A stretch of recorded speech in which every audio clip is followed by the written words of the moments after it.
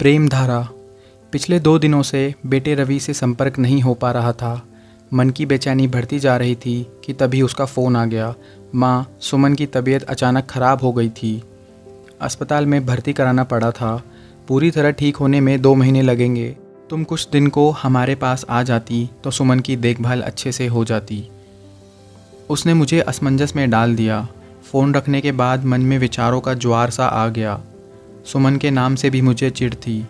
मैंने रवि को कितना समझाया, समाज में बदनामी का डर भी बताया, पर उसने एक न सुनी और ऑफिस में साथ काम करने वाली उस विजातीय लड़की से शादी कर ली। दिल पर पत्थर रखकर मैंने उसे स्वीकार किया।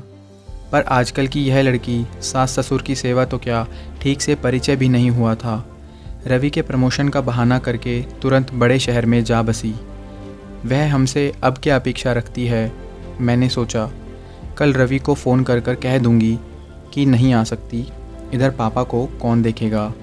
सुमन चाहे तो अपनी माँ को बुला ले। फिर मेरी सोई ममता जाग गई। सोचा इसी बहाने रवि से भी मिल आऊँगी। एक अरसा हो गया था उसे देखे। लंबा सफ़र तय कर मैं आखिर वहाँ पहुँची।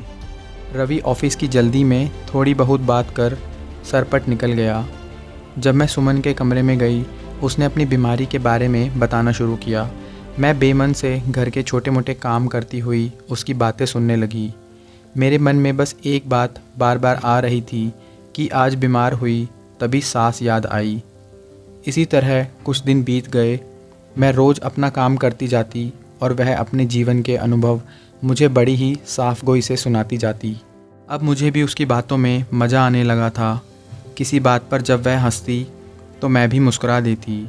मुझे लगा कि वह वैसी नहीं है जैसा मैं उसे समझती थी।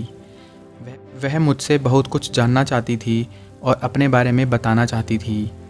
उचित दवाइयाँ और आराम पाकर वह अब स्वस्थ भी हो चली थी। मैंने उसे आज गुनगुने पानी से नहलाने का निश्चय किया। मैं उसे कुर्सी पर बैठाकर सिर से पानी डालने लगी। वह भी अपने हाथों से शरीर को मलने लगी।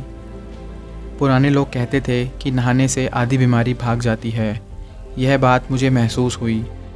उसकी चोटी बनाने के लिए जब मैंने उसके सिर पर हाथ रखा तो वह फफक कर रोती हुई किसी बच्ची की तरह मुझसे लिपट गई। मैंने उसकी पीठ पर हाथ फेर कर उसे चुप कराने की कोशिश की। तब उसने बताया, मैं 5 साल की थी जब माँ एक सड़क दुर्घटना में चल बसी। सौतेली माँ की दुत्कार को लोरी समझ बचपन बीता। मुझसे काम तो सबने लिया पर स्नेह कहीं नहीं मिला। सोचा कि जो सुख मायके में ना पा सकी ससुराल में मिलेगा, पर शादी के बाद यहाँ आना पड़ गया। आपसे न कुछ सुन पाई न बता पाई। आज जब उस सुख की अनुभूति मिली तो खुद को रोक ना पाई। माँ, ये खुशी के वे आंसू हैं जो बचपन से इस सुख की घड़ी का इंतज़ार कर रहे थे। उसके आंसुओं ने उसके प्रति मेरे भी मन का मैल धो डाला। मैंने कसकर उसे गले लगा लिया। मेरी आंखों से भी आंसुओं के रूप में उसके लिए निश्चल प्रेम धारा प्रवाहित होने लगी।